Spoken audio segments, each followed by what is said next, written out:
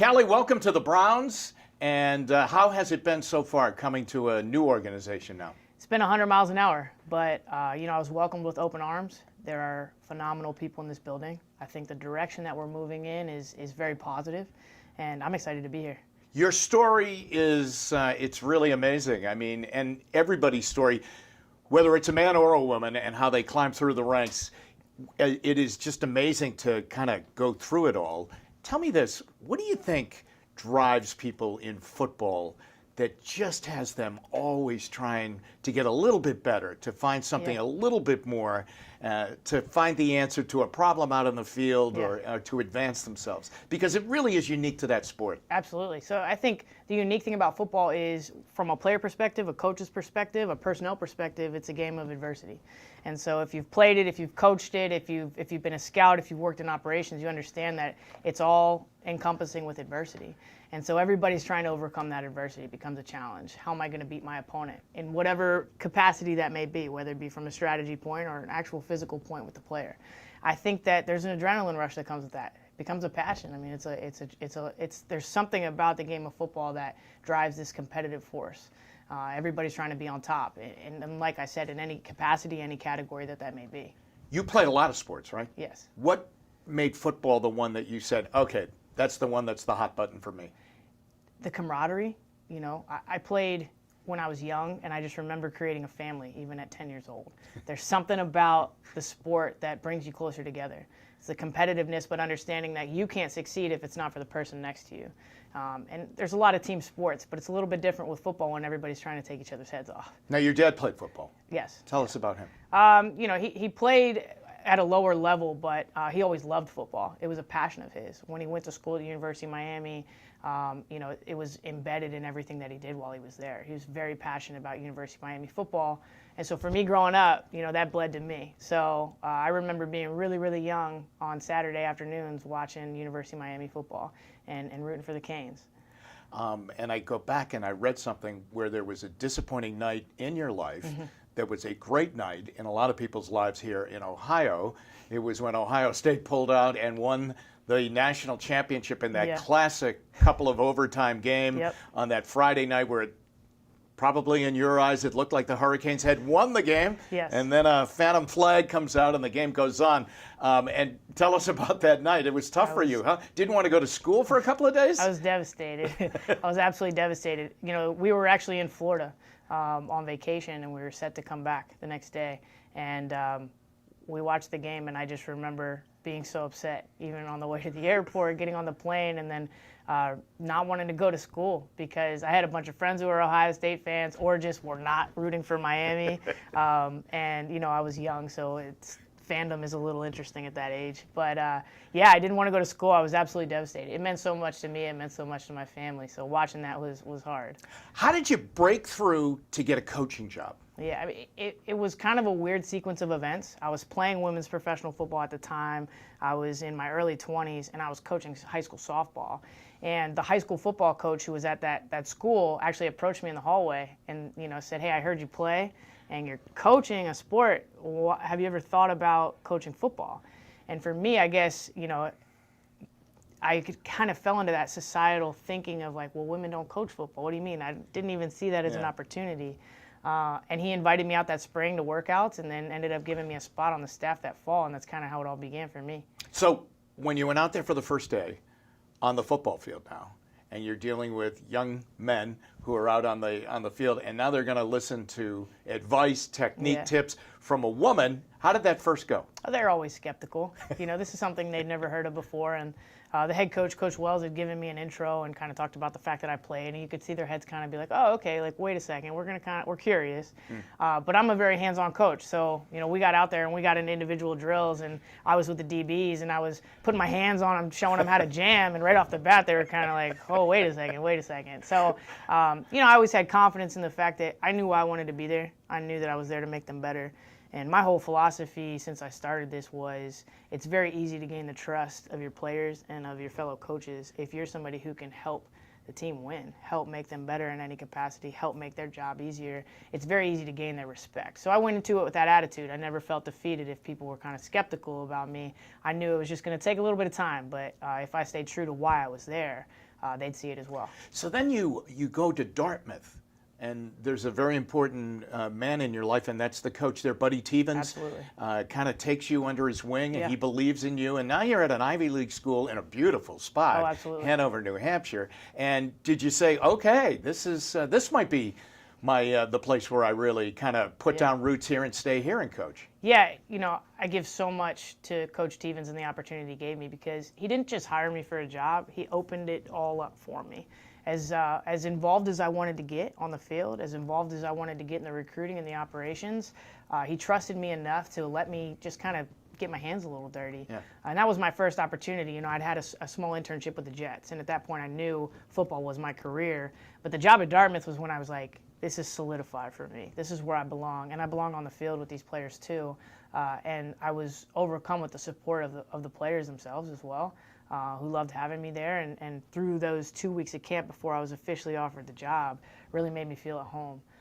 And that was an incredible experience for me. And much like you said, really solidified for me, like this is where I belong, and this is what I need to be doing. It would seem to me to be like the perfect spot. Ivy League, Ivy League does it a little bit differently. Absolutely. And yet all of a sudden the Ivy League is becoming more and more present in the NFL. I mean, there are more players now. Yeah. I mean, it used to be if you had somebody from the Ivy League, they would go, wait a minute, I Right. mean, what happened there? But now that's happening. They're on rosters now, and there are coaching trails. Obviously, you come through the Ivy League. Was it a perfect scenario, do you think? It was, but it was only a perfect scenario because of the perfect people I was with.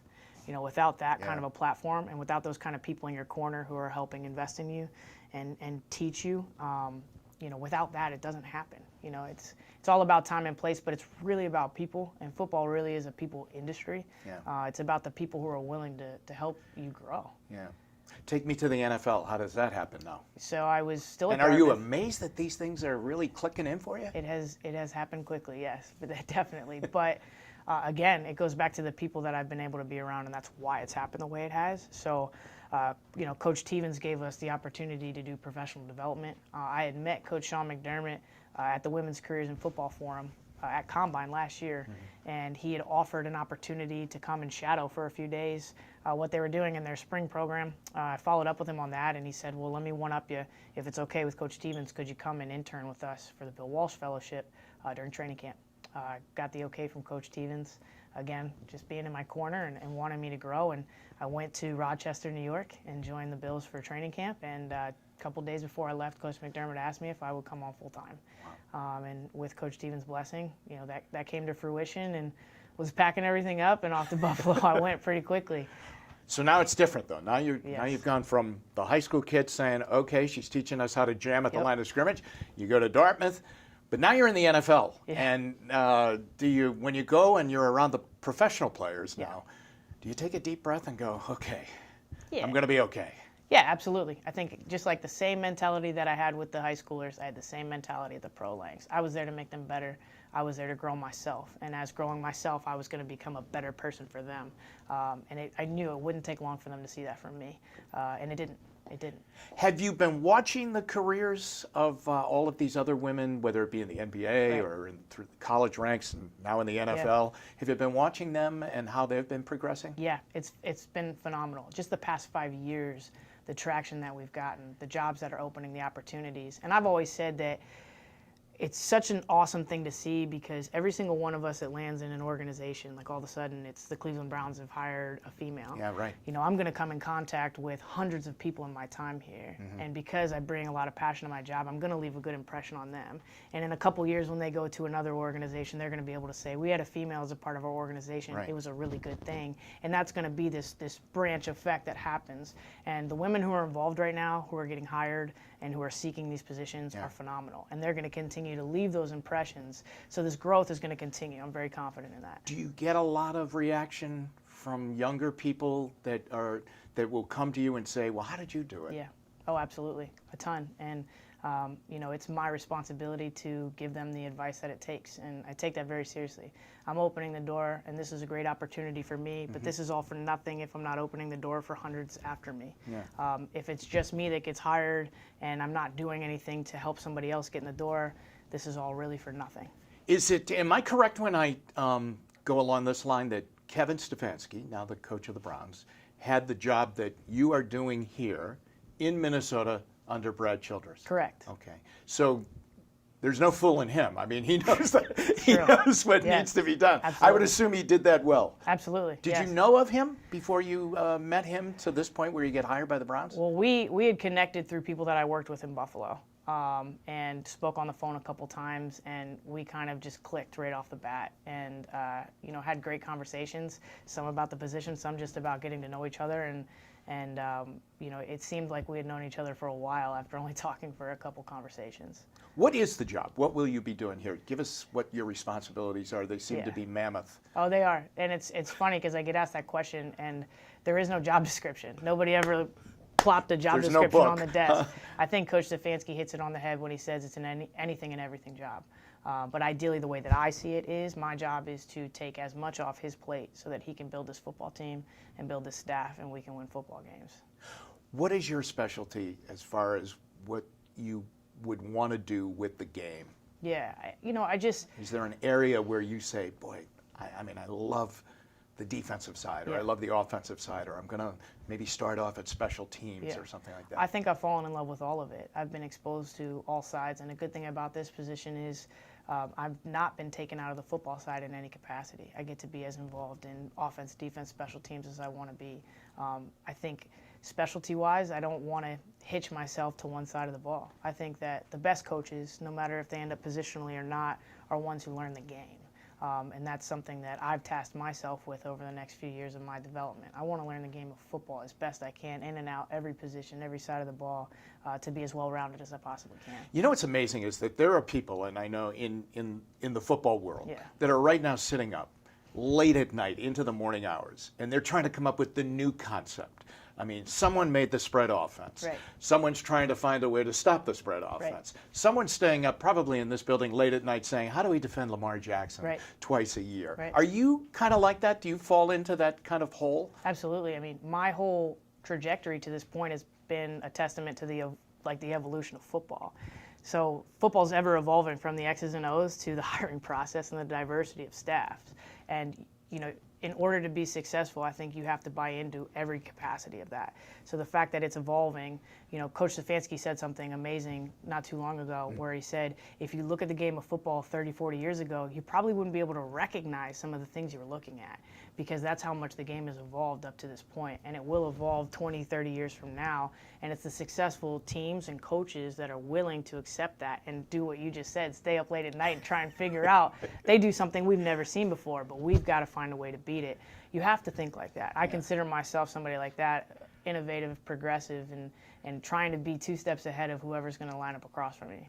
Will there be a day, and will it be soon, that in a major professional sport there will be a woman who will be the head coach of a team? Yeah, that's definitely in our future. Absolutely. Would you love it to be you?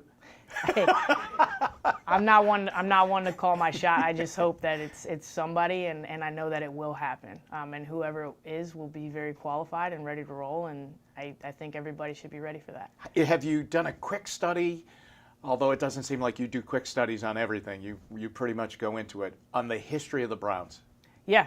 I mean, the amount of tradition that is in this building is unbelievable, and it's one thing that we're really trying to shed the light on, is the people who've walked this walk before our players have, and understanding that there's a sense of pride in that. There's a sense of pride in that emblem right there. There's a sense of pride in the stripe and everything that has come before them. So yeah, I think this is a historic franchise. It's an honor to be a part of it, and for me, I still have some of the culture and tradition to learn, but it's something that we also want our players to really absorb themselves into.